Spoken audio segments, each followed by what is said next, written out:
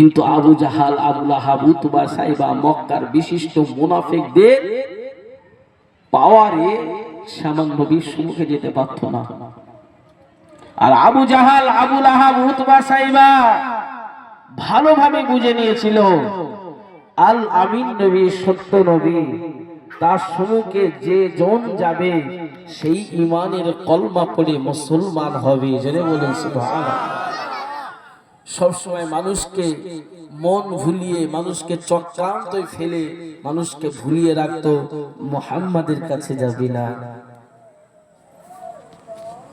আল্লাহর নবীকে বড় পিয়ার করতেন। 10 জন ধনীর ভিতর থেকে একজন, তিনি মক্কার জমিন ছেড়ে দিল, মক্কার জমিন ছেড়ে দিল। তিনি মদিনার পথে একটা ঝুপড়ি ঘর করলো। আল্লাহর রাসূল সাল্লাল্লাহু আলাইহি ওয়াসাল্লাম মক্কা থেকে মদিনায় যাবে।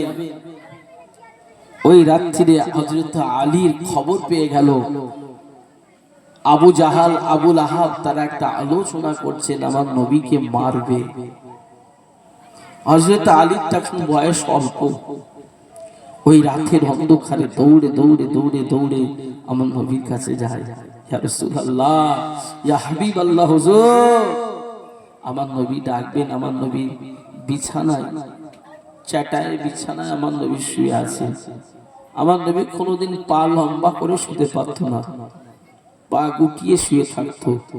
অর্ধেক শরীরের মধ্যে কখনো ভুঁয়ে পড়ে যেতেন, মাটিতে পড়ে যেতেন, পাটিটাও ছেঁড়া ছিল।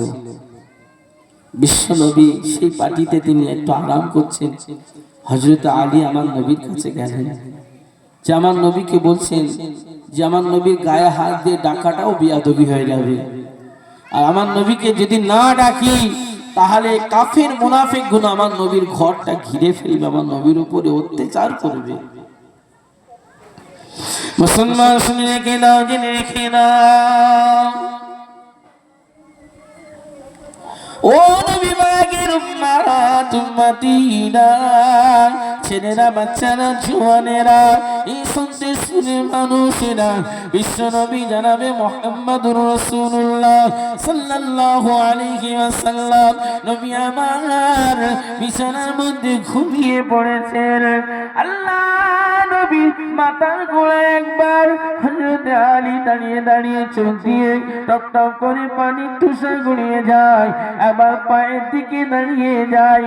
হযরত আলী ফুপিয়ে ফুপিয়ে কাঁদতে থাকেন, ইয়া রাসূলুল্লাহ, ইয়া হাবিবাল্লাহ, হুজুর আপনার গায়ে হাত দিয়ে যদি ডাকি।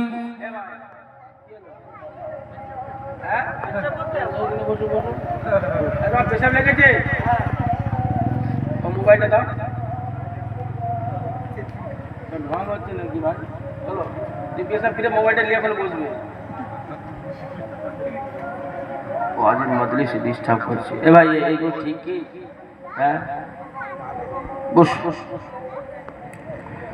ও নবী পাকের উম্মাত উম্মতিরা, ছেলেরা, বাচ্চারা, জওয়ানেরা, এই সময় হযরত আলী রাদিয়াল্লাহু তাআলা আনহু হুজুর আমার এই সময় পায়ের দিকে দাঁড়িয়ে দাঁড়িয়ে ফুফিয়ে ফুফিয়ে বাচ্চার মতো কাঁদে, না না না না, আমি যদি আমার নবীর গায়ে হাত দিয়ে যদি ডাকি তাহলে আমার নবীর সঙ্গে বেয়াদবি হয়ে যাবে, আর আমি যদি আমার নবীকে যদি না ডাকি কুফার জাসিসরা আমার নবীর ঘরটাকে ঘিরে ফেলবে, আমার নবীর উপরে অত্যাচার জুলুম চালাবে, ইস্তিমারুলা ছাপিয়ে দেবে। না না না, এই পিরিয়ডে আমার রাসূলের আম্মা জান হায়াতে ছিল না, মক্কার জমিনে আমার নবীকে মুহাম্মদ বলে ডাকার মতো কেউ ছিল না।